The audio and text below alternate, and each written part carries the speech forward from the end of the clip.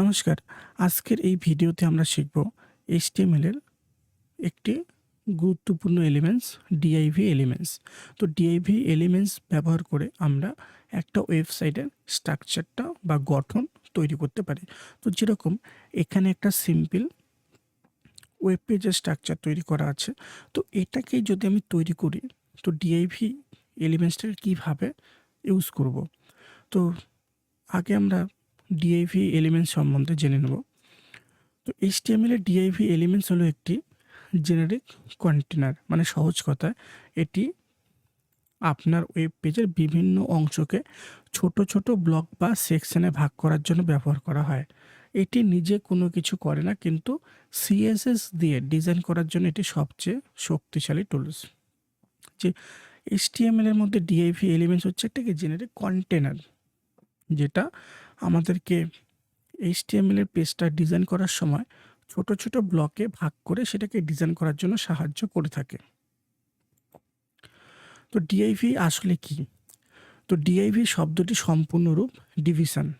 এটি একটি block level elements, যার মানে হলো এটি ব্রাউজারের পুরো উইথ দখল করে নেয় এবং পরের কিছু লিখলে তার নতুন লাইন থেকে শুরু হবে। মানে div ব্যবহার করে যেটা আমরা লিখবো সেটা শুধু সেই লাইনটার মধ্যেই আসবে, আর তারপর যেটা লিখবো সেটা নিচের লাইন থেকে শুরু হবে। div কেন ব্যবহার করতে হবে? তো গ্রুপিং করা, মানে একাধিক এলিমেন্ট যেমন ছবি, লেখা, বাটন একটি বক্সের ভেতরে রাখার জন্য। লেআউট তৈরি, ওয়েবসাইটে হেডার, ফুটার, সাইড বার বা মেনু তৈরি করতে। CSS স্টাইলিং, একটি নির্দিষ্ট সেকশনে রং, বর্ডার বা ব্যাকগ্রাউন্ড দেওয়ার জন্য। এখন ডিআইডির মধ্যে ডিআইভির মধ্যে দুটো ইম্পর্টেন্ট টুলস আছে, ক্লাস এবং আইডি। তো ডিআইভির নিজে দেখতে সাধারণ হলেও CSS এর সাথে এটি অসাধারণ হয়ে ওঠে। এর জন্য আমরা ক্লাস বা আইডি ব্যবহার করি। ক্লাস, একই ডিজাইন বারবার ব্যবহার করতে, যে একই ডিজাইন বারবার ব্যবহার করতে আমরা ক্লাস ব্যবহার করি, যেমন বক্স তৈরি হয়ে গেল। আইডি, একটি নির্দিষ্ট ইউনিক ডিজাইন দিতে আমরা আইডি ব্যবহার করি, যেমন হেডার হয়ে গেল।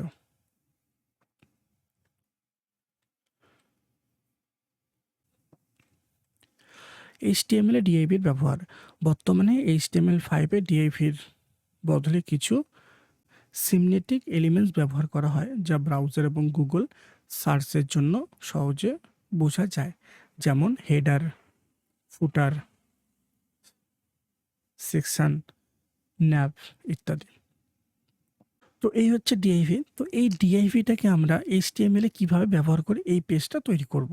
তো সবার শুরুতে আগে কোড ব্লকটাকে ওপেন করতে হবে, মানে VS কোডটাকে ওপেন করতে হবে। এখন এই পেজটা তৈরি করার জন্য এখানে এই কমান্ডগুলো লেখা আছে। তো আমি প্রথমত লেখা কমান্ডগুলোকে ডিলিট করে দিলাম। এখন আমি পুরো কমান্ডটা আবার নতুন করে টাইপ করব এখানে। তো এখানে এক্সক্লেমেশনটা ব্যবহার করলাম, যার জন্য এখানে ডেমো কোডগুলো চলে আসলো। আমাকে আর এগুলো লিখতে হবে না।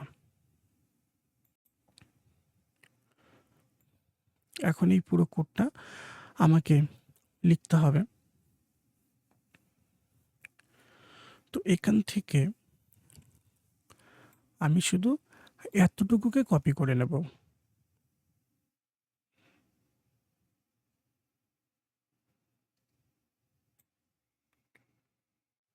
কপি করলাম, এখন এখানে পেস্ট করে দেব,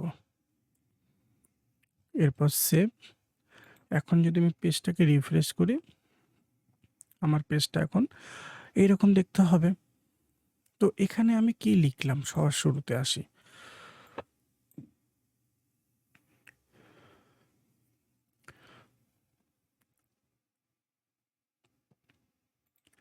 তো এই পেজের মধ্যে 4টা অপশান আছে। প্রথমত হচ্ছে হেডার সাইড, যে উপরের হেডারটা আসবে। তারপর সাইডে যেটা আসবে সেটা হচ্ছে সাইড বার। এখানে যেটা আসবে মিডিলে সেটা হচ্ছে মেন কন্টেন্ট, আর নিচে যেটা আসছে সেটা হচ্ছে ফুটার। তো সবার শুরুতে আমি এখানে div বলে এলিমেন্টসটা ইউজ করলাম, তারপর ক্লাস তৈরি করলাম, যার মধ্যে আমি রাখলাম কি হেডার, যে আমি সবার শুরুতে কি তৈরি করছি, এখানে হেডারটা তৈরি করছি।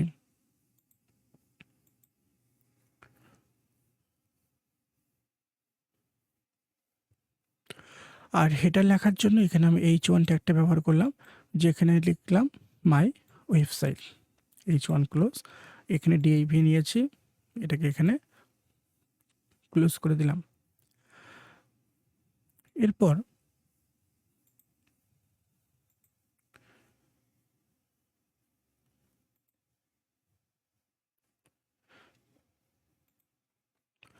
আমি আবার একটা ডিআইভি ব্যবহার করলাম, যার মধ্যে ক্লাস নিলাম, যে ক্লাসের মধ্যে লিখলাম এখানে কন্টেনার। তার নিচে ডিআইভি নিলাম আবার ক্লাস, যেখানে আমি লিখলাম সাইড বার, যেখানে আমার কি তৈরি হবে, সাইড বারটা তৈরি হবে। আর সাইড বারের যে হেডারটা তৈরি হবে সেটাকে আমি রেখে দিয়েছি H3-তে, আর হেডারের মধ্যে লিখলাম কুইক লিঙ্কস, আর H3টাকে ক্লোজ করলাম এখানে। এরপর আমি ব্যবহার করেছি ইউএল, মানে আনঅর্ডার লিস্ট। আনঅর্ডার লিস্ট নিয়েছি একটা, তারপর এখানে এলআই মানে লিস্ট। তো এখানে 3টা লিস্ট তৈরি করেছি। ফার্স্ট লিস্টে হোম রেখেছি, list close, list second service, list contract, list close. তো আনঅর্ডার লিস্ট হচ্ছে এখানে একটা লিস্ট তৈরি হবে যেখানে কিছু সিম্বল আসবে, আর অর্ডার লিস্ট মানে নাম্বার আসবে। ওএল মানে নাম্বার আসবে, ইউএল মানে সিম্বল আসবে। তারপর আমি আবার ডিআইভি নিলাম, ক্লাস বলে একটা ডিআইভি ক্লাস তৈরি করলাম মেন কন্টেনার। এটা হচ্ছে আমার মেন কন্টেনার। মেন কন্টেনারে সবার শুরুতে আমার হেডিংটা আসছে, তো হেডিংটাকে আমি রেখে দিয়েছি H2 এর মধ্যে, যেখানে ওয়েলকাম লেখাটা আসবে। আর পি বলে একটা প্যারাগ্রাফ নিলাম, যেখানে এই প্যারাগ্রাফটা শুরু হচ্ছে, এই দুটো প্যারাগ্রাফ। তারপর ডিআইভিটাকে ক্লোজ করলাম এখানে। এখানে যে ডিআইভিটা নিয়েছি আমি সেটাকে এখানে ক্লোজ করেছি। আর মেন কন্টেনার এখানে যেটা নিয়েছি সেটা আমার এখানে ক্লোজ হয়েছে। এখন ফুটার তৈরি করব, তো এখানে আবার নিলাম ডিআইভি ক্লাস ফুটার। তারপর ফুটারটা লেখার জন্য পি ট্যাগটা ব্যবহার করলাম, ফুটারটা লিখে দিলাম ডিআইভি ক্লোজ। তো এই হচ্ছে আমার পেজের 4টা অংশ। তো ফার্স্ট অংশ আমার কি হেডার, যে এতটুকু হচ্ছে আমার হেডার। তারপর এতটুকু হচ্ছে আমার মেন কন্টেনার। মেন কন্টেনারের মধ্যে দুটো অংশ আছে, একটা হচ্ছে এতটুকু হচ্ছে আমার সাইড বার এতটুকু, আর এতটুকু হচ্ছে মেন পার্ট, মানে মেন কন্টেনার হচ্ছে আমার এতটুকু। আর এই অংশটা হয়ে গেল আমার ফুটারের অংশ। তো লেখার পর পেজটা দেখতে আমার এরকম হবে, যে পেজটা এরকম আসবে। এখন এই পেজটাকে প্রথমত আমাকে ডিজাইন করতে হবে। তো পেজটা ডিজাইন করার জন্য এখন আমাকে সিএসএস এর মধ্যে কমান্ডগুলো লিখতে হবে। তো এখানে আমি টাইটেলের পর এন্টার দেব, এন্টার দেওয়ার পর এখানে লিখতে হবে স্টাইল।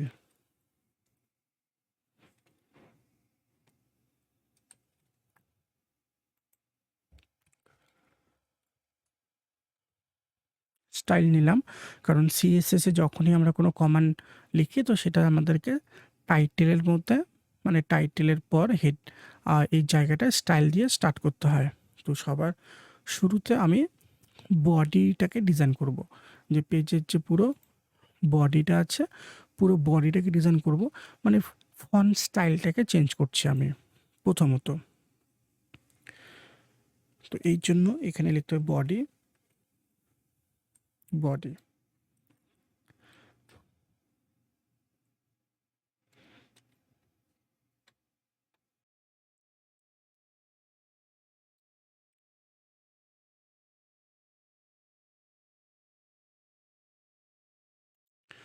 তো ফার্স্ট এখানে আমি নিলাম ফন্ট ফ্যামিলি। ফন্ট ফ্যামিলি মানে যে লেখার বডির যে লেখাটা আছে, লেখাটা কীরকম স্টাইল হবে। তো লেখার স্টাইলটা চেঞ্জ সেট করার জন্য ফন্ট ফ্যামিলিটা ব্যবহার করতে হয়। তারপর এখানে আমাকে লেখার স্টাইলটা নিয়ে নিতে হবে। তো এখানে এই যে স্টাইলটা আছে আমি এটাই নিয়ে নিলাম। এখানে আমি ৪ টা স্টাইল ব্যবহার করেছি। মানে ব্রাউজার প্রথমত আমার এই স্টাইলটাই আসবে। এটা যদি সাপোর্ট না করে এটা আসবে, এটা সাপোর্ট না করলে এটা আসবে। প্রথমত আমি ফন্ট ফ্যামিলি মানে লেখার স্টাইলটা নিলাম।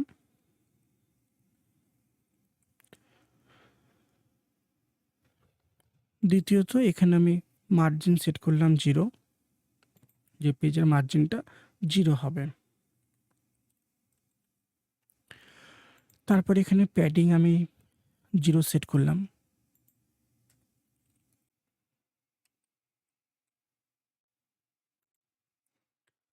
লাইন হাইট সেট করলাম 1.6। তো এখানে প্রথমত ফন্ট ফ্যামিলি নিয়েছি, দ্বিতীয়ত মার্জিন, তৃতীয়ত পেডিং আর লাইন হাইট।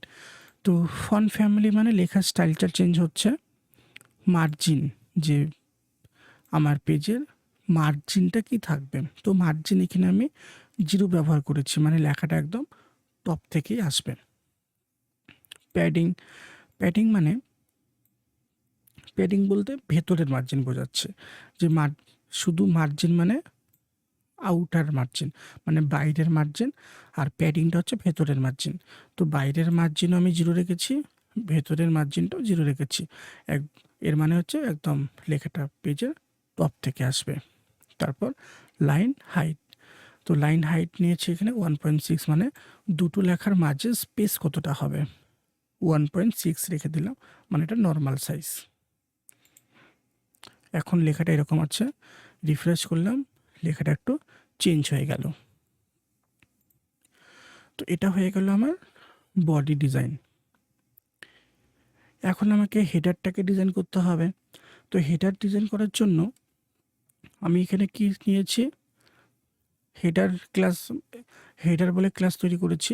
তো এখানে আমাকে লিখতে হবে ডট হেডার।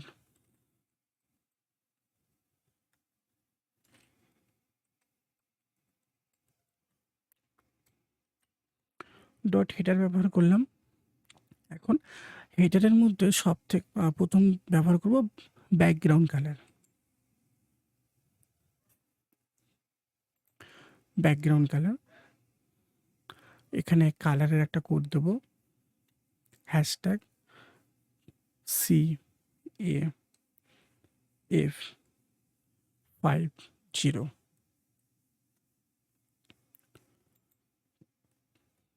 এটা গেল আমার ব্যাকগ্রাউন্ড কালার। এরপর আমি শুধু কালার ব্যবহার করলাম,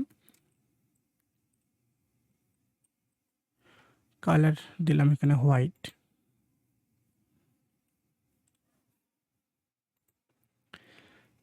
পেডিং দিলাম 20px মানে 20 পিক্সেল। টেক্সট অ্যালাইন আমি রাখলাম এখানে সেন্টার। সেভ। তো এখানে আমি লিখেছি কি ব্যাকগ্রাউন্ড কালার, যে পেজের মানে হেডারের ব্যাকগ্রাউন্ড কালার কী হবে, এই কালারটা হবে, মানে গ্রিন কালার হবে। কালার মানে লেখার কালার, মানে হেডারে যে লেখাটা আছে সেই টেক্সটের কালার কী হবে, হোয়াইট হবে। প্যাডিং, প্যাডিংটা হচ্ছে মানে হেডারের ভেতরের মার্জিনটা কত হবে 20 পিক্সেল, মানে উপর থেকে 20 পিক্সেল, নিচের থেকে 20 পিক্সেল থাকবে, তার মাঝে লেখাটা শো হবে। টেক্সট অ্যালাইন মানে লেখাটা কোন দিক থেকে আসবে, লেখাটা সেন্টারে আসবে। আমি যেহেতু সেন্টার ব্যবহার করেছি তাই জন্য লেখাটা সেন্টারে আসবে। যদি লেফট ব্যবহার করতাম তাহলে লেফট আসতো বা রাইট আসতো। সেভ করব। এখন যদি আমি রিফ্রেশ করি তো দেখব আমার হেডারটা তৈরি হয়েছে। এটা হয়ে গেল আমার হেডার। এখন হেডারের পর আমাকে মেন কন্টেনারটা ডিজাইন করতে হবে। তো কন্টেনারের জন্য এখানে আমি কন্টেনার বলে একটা ক্লাস নিয়েছি। তো এখানে লিখব ডট কন্টেনার। কন্টেনারে সবার ফার্স্ট নেব ডিসপ্লে।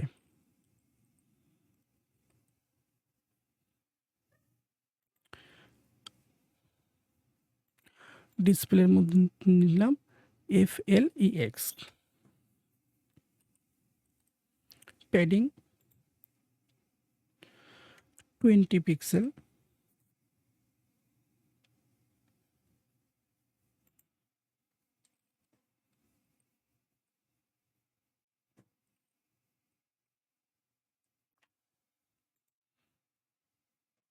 Main height 300 pixel.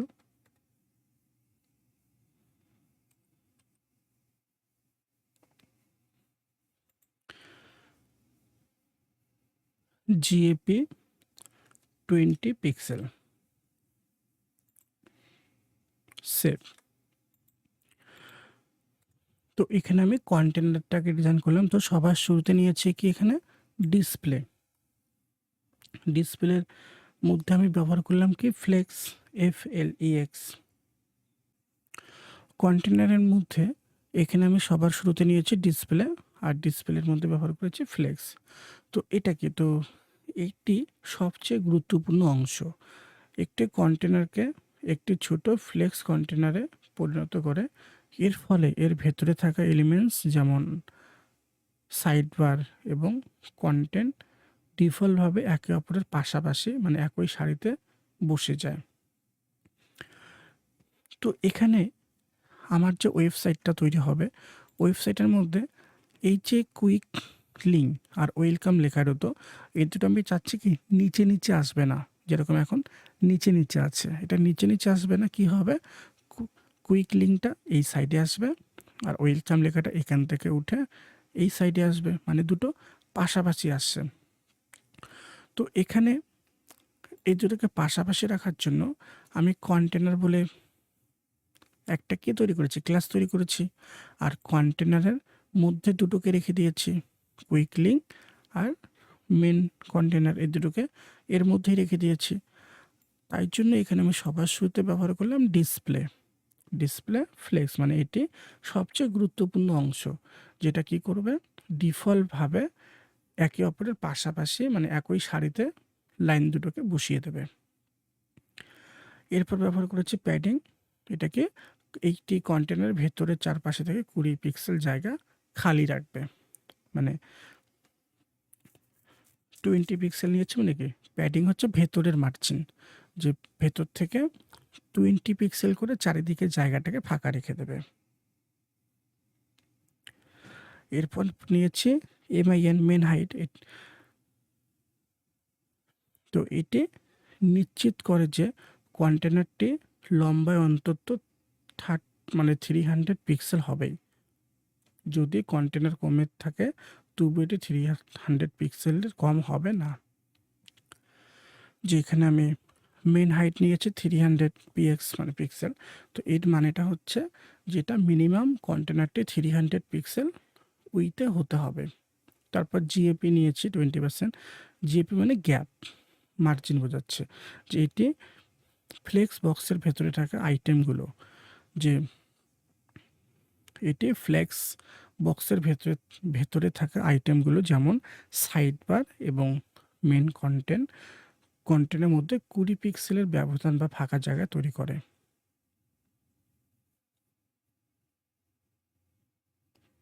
যে গ্যাপ কি করবে, যে ফ্লেক্স বক্সের ভেতরের সাইড বার এবং মেন কন্টেন্টের মাঝের 20 পিক্সেল কি করবে, একটা ফাঁকা জায়গা তৈরি করে দেবে। তো এখন যদি আমি এটাকে সেভ করি আর যদি পেজটাকে রিফ্রেশ করি, তো এখানে একই লাইনে দুটো লেখা চলে আসলো আর দুটোর মাঝে 20 পিক্সেলটা ফাঁকা জায়গা চলে আসছে। তো এখন আমাকে কি করতে হবে, সাইড বারটাকে ডিজাইন করতে হবে। তো সাইড বারের জন্য এখানে আমি সাইড বার বলে একটা ক্লাস তৈরি করেছি। তো এর জন্য এখানে লিখব ডট সাইড বার।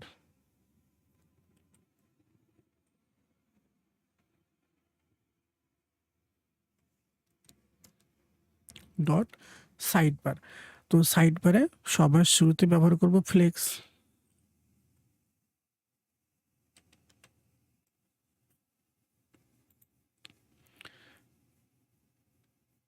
ফ্লেক্স 1, তারপর ব্যাক কালার ব্যবহার করব, মানে background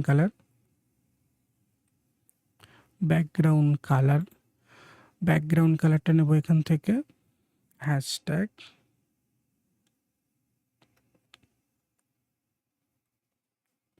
F4 F4 F4।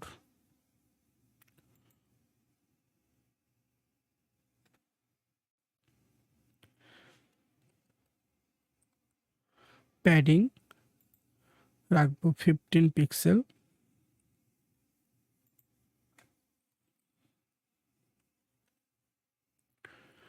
Border radius রাখবো 8 পিক্সেল। সেভ। তো এখানে আমার সাইড বারটা ডিজাইন হয়ে গেল।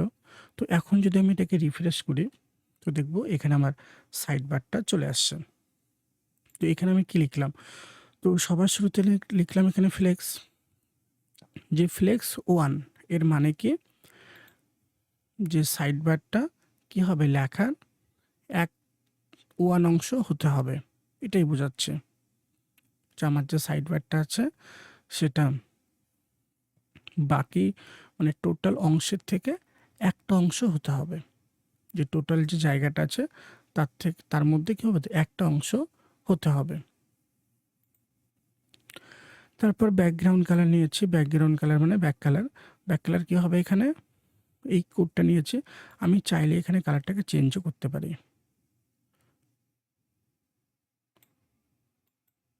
এটা ব্যবহার করলাম, সেভ। তো আমার এখানে কালারটা এটাই চলে আসলো।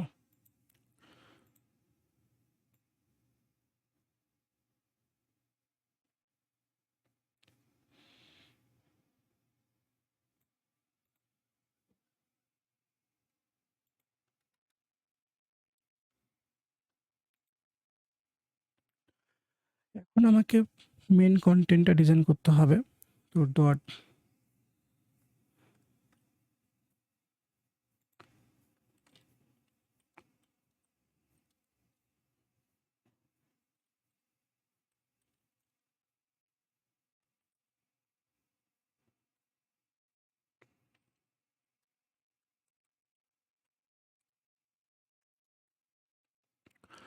তো লিখব dot main content,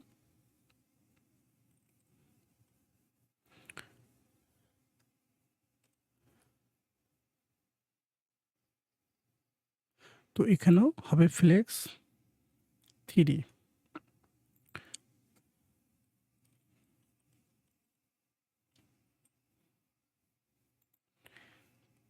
padding 15 pixel,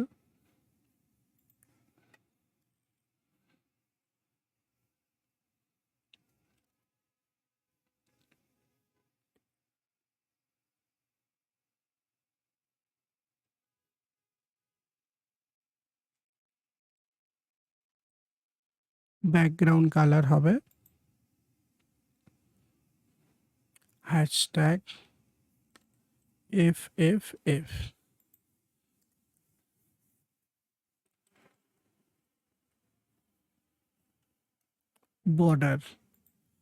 border ব্যবহার করব 1 পিক্সেল, সঙ্গে সলিড।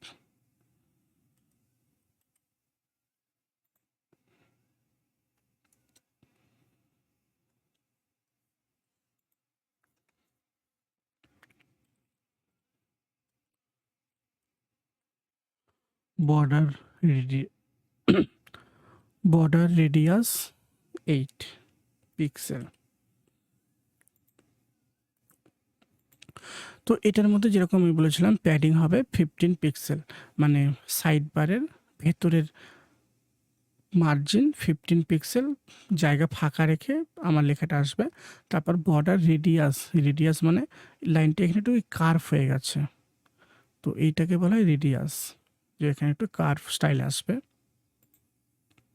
তারপর মেন কন্টেন্টের মধ্যে কি লিখলাম, সবার শুরুতে ফ্লেক্স মানে এটাই বোঝাচ্ছে যে টোটাল কন্টেন্টের 3টা অংশ আমার মেন কন্টেন্টটা ব্যবহার করবে।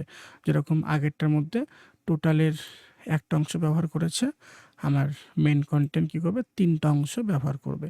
প্যাডিং 15, মানে ভেতরের মার্জিনটা কি হবে, 15 পিক্সেল বাদ দিয়ে লেখাটা শো হবে। ব্যাকগ্রাউন্ড কালার এখানে হেক্সা কোডটা ব্যবহার করেছি। বর্ডার মানে পেজের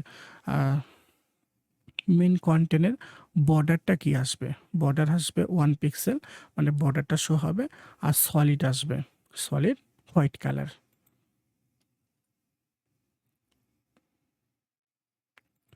তারপর এখানে ব্যবহার করেছি বর্ডার রেডিয়াস পিক্সেল হবে। তো আমি যদি বর্ডারটা দেখতে চাই তাহলে কালারটাকে চেঞ্জ করে দেব, তাহলে পরেই আমাকে এখানে বর্ডারটা দেখিয়ে দেবে। আর এখানে 8 পিক্সেল যেহেতু রেডিয়াস নিয়েছি, তাই জন্য এখানে লাইনটা একটু বাঁকানো আসলো, ক্রাফভাবে আসলো। তো এখানে আমি কি করলাম, যে আমার হেডারটা তৈরি হলো, তারপর মেন কন্টেন্টের সাইড বার, মেন কন্টেন্ট তৈরি হলো। তো এখন আমি কি তৈরি করব, ফুটার তৈরি করব। তো একইভাবে এখানে আমাকে লিখতে হবে ডট ফুটার।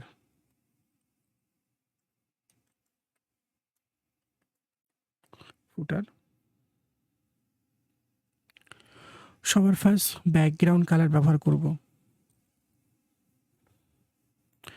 ব্যাকগ্রাউন্ড কালার এখানে হেক্সা কোডটা দিয়ে দেবো, #333, এর একটা কালার চলে আসবে।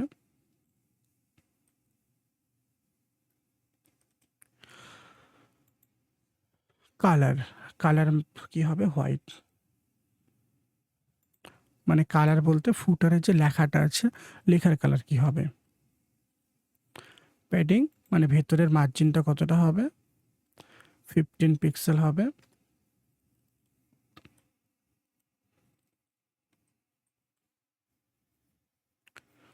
Margin top 20 pixel.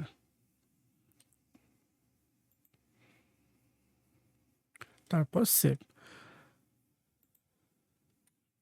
তো এখানে আমার ফুটারটা চলে আসলো, কিন্তু লেখাটা সেন্টার থেকে আসলো না, তাই জন্য আমি এখানে ব্যবহার করব টেক্সট অ্যালাইন। এখানে সেন্টার ব্যবহার করব, সেভ। তো লেখাটা এখানে আমার সেন্টার থেকে চলে আসলো। তো সবার শুরুতে আমি ব্যাকগ্রাউন্ড কালার ব্যবহার করলাম, তাই জন্য ফুটারের ব্যাকগ্রাউন্ড কালার এটাই আসলো। তারপর আমি এখানে কালার ব্যবহার করেছি হোয়াইট, মানে লেখার কালার চলে আসছে হোয়াইট কালারে। তারপর পেডিং 15 পিক্সেল, মানে মার্জিনের ভেতরের এখানে পিএক্সটা লেখা হয়নি, পিক্সেল। তো এই যে উপর থেকে 15 পিক্সেল জায়গাটা ফাঁকা হয়েছে। মার্জিন টপ 20 পিক্সেল, মানে উপর থেকে মার্জিনটা কত হবে, 20 পিক্সেল ফাঁকা থাকবে, মানে 30 করলাম, সেভ। এখন যদি রিফ্রেশ করি তো এটা নিচের দিকে আসলে, মানে এখান থেকে এর মাঝের মার্জিনটা কত হবে, 30 হবে। তারপর টেক্সট অ্যালাইন, যে লেখাটা কোথা থেকে আসবে, সেন্টার, মানে লেখাটা মিডিল থেকে চলে আসলো। তো এইভাবে পুরো পেজটা আমার কি ডিজাইন হয়েছে। তো এখন এখানে আমি আরেকটা কমান্ড লিখব, সেটা হচ্ছে @media।